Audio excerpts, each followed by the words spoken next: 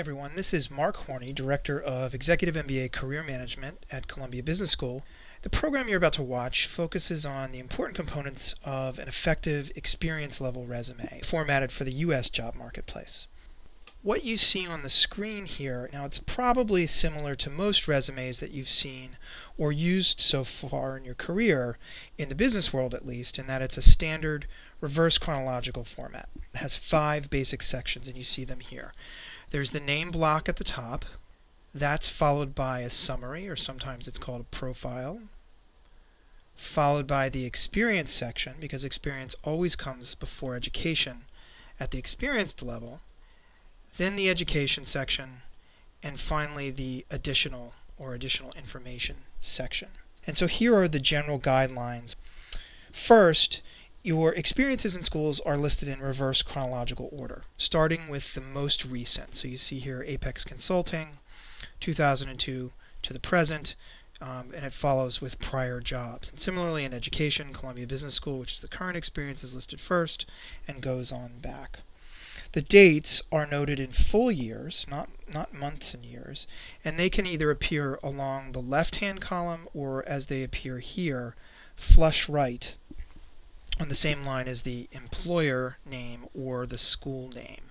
Now, experience and education sections are formatted similarly. So your schools are listed in the same format as employers, your degrees in the same format as job titles, and you'll see here that both schools and employer names are in all caps, and then job titles and degree listings are formatted the same as well.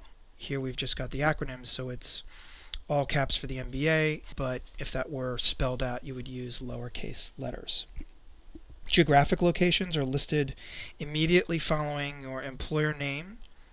So here, the manager in Sarasota, Florida, senior consultant in Atlanta, Georgia, and similarly for your educational institutions, where those are located immediately following the school name. There are no graphics on this resume other than a thin line separating the name block, if you want, from the rest of the resume content. And that's just a visual separation to help people more easily consume the data. We recommend that you use bullet points or dashes, not arrows or other symbols, to begin each line of text on the resume, because those graphics can be distracting to the eye. The margins of the resume should serve to give you enough balance between white space and text.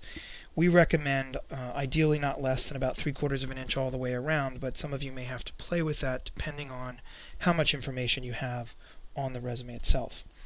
The font is a serif font, so either Times New Roman or Garamond are recommended, and somewhere between a 10 and 12 point font size. Anything larger than that starts to look a little strange. Anything smaller can be quite hard to read. So especially for a 2-page experience level resume, that's what we recommend. Now that we've talked about general format guidelines, let's drill down into each specific section on the resume. The first is the name block, and you'll see here that the name block, including your address, your contact information, is placed in the center on this resume. Another option would be to place it in the top right corner. The reason for that is if your document is sitting on a pile of other resumes, it's much easier to find than if you place the name and contact information along the left-hand margin. Sometimes it can get lost in a pile of other information if you place your name that way. Don't use your work email address, especially if you're not advertising the fact that you're looking for a job while you're at your current employer. Now there are some other optional parts of this resume. One is the summary profile section, which follows the name block. This is not a requirement, but it's generally included on any experience level resume. And it's really just a version of your marketing pitch. It's specifically tailored for the audience that you're targeting. You should consider this a positioning statement. It really shapes how you want the reader to consume the rest of your resume and to understand your brand and the value proposition. So you see here with the Jamie Smith resume, the positioning is management consulting professional with 10 years of specific experience, and that experience is listed out to help the reader understand how the candidate wants them to understand the rest of the resume. Now, this section can be in paragraph form or in bullet points, but the important thing is to keep it concise. It's really introducing your value proposition and enticing the reader to learn more about you. It's not something that's generally included on one-page resumes, especially those that are targeting more entry-level MBA jobs. Those are sort of first-year associate level positions. So it really is for experienced level candidates only. Let's take a look at the experience section of the resume. And this is really a crucial component because it's here that you need to show evidence that backs up the value proposition you're marketing to a potential employer. So whatever you asserted in the summary or the profile, whatever that positioning is, you need to back it up here. And if you don't highlight the skills that are most transferable and relevant to the needs of your target employer, you're not going to be creating a very compelling reason for that employer to hire you. As we said before, experiences are listed in reverse chronological order with the most recent first. It's a good idea to bold your employer name and job title, although we would recommend that you limit the use of bold, underlined, and italics in general because it can be distracting to the eye. It's a good idea to bold these because it's easy for any reader to look down your job history and see exactly where you were and what positions you held. Geographic locations are typically listed immediately after the employer name, although if you've worked in several locations for the same employer, you might consider placing the geography immediately following the job title that's relevant to it. The dates, which are noted in full years, appear on either the left-hand column or flush right, as they do here, on the same line as the employer.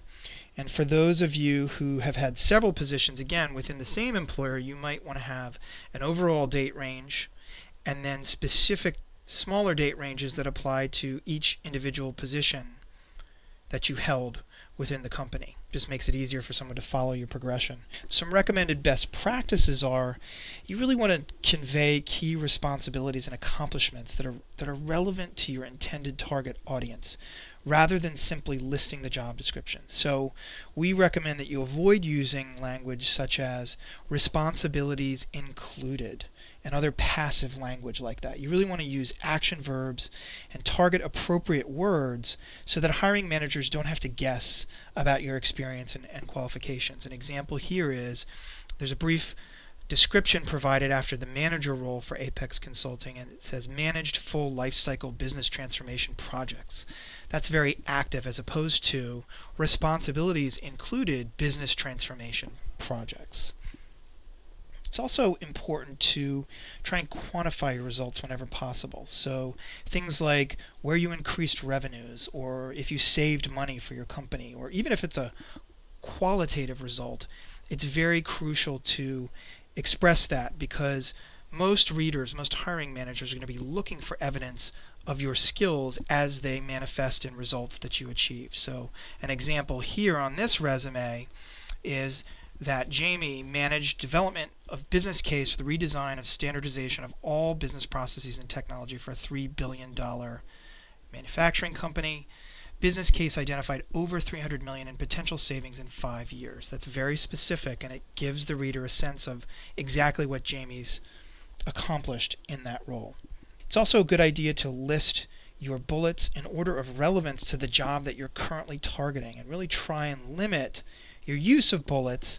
There's no hard and fast rule for this, but try and highlight those skills that are most relevant. You don't need to list every single project you ever worked on for each employer. If you are a career changer especially, you want to make sure that your experience is as listed as relevant by highlighting those transferable skills. Also, if you're changing functions or industries, try and avoid jargon or buzzwords specific to your current environment, especially if you come from a very technical background. You don't want to position yourself as someone who's going to stay in that space. So try and think about how to translate what seems everyday and normal to you into language that's easily understandable to a reader in the target space that you're going after. That's how you're really going to express your value proposition to a prospective employer. The next section after experience is education, and this is where you're going to highlight your academic credentials. Just as with experience, you want your educational institutions listed in reverse chronological order. You want to bold your institution name and degree name, just as you did with your company name and job title. Also, if you use all caps for your educational institutions, you want to make sure that you're doing that for your company names too. Just making sure to keep everything consistent. There's one final section on the resume, and that's the additional section, or sometimes it's called additional information. And this is a place where you can provide information that sort of rounds out your profile as a candidate. You can put things like professional associations or licenses, your language fluency, your permanent work authorization or your visa status, any volunteer work that you do, or personal interests if they're unique in some way. One rule of thumb is to only include information that's relevant to your target audience or that really positions you in a unique way. So for example, when you're listing languages, specify the level of proficiency. Are you bilingual? Do you speak the language? Do you read? Do you write, etc.? You can say that you're fluent in a language, but if you do that, be prepared for an interviewer to start conducting an interview in that language. If that's what it says on your resume, you're representing that that's true. Don't include any information about your age, your health, your marital or family status, if your resume is intended for the U.S. job marketplace. We know that this can vary depending on the region of the world that you're targeting, but for the U.S. market, that information is not appropriate. One other thing to note is it's okay to include hobbies or interests on the resume, but it's not very effective to list general things such as enjoy exercising or enjoy reading.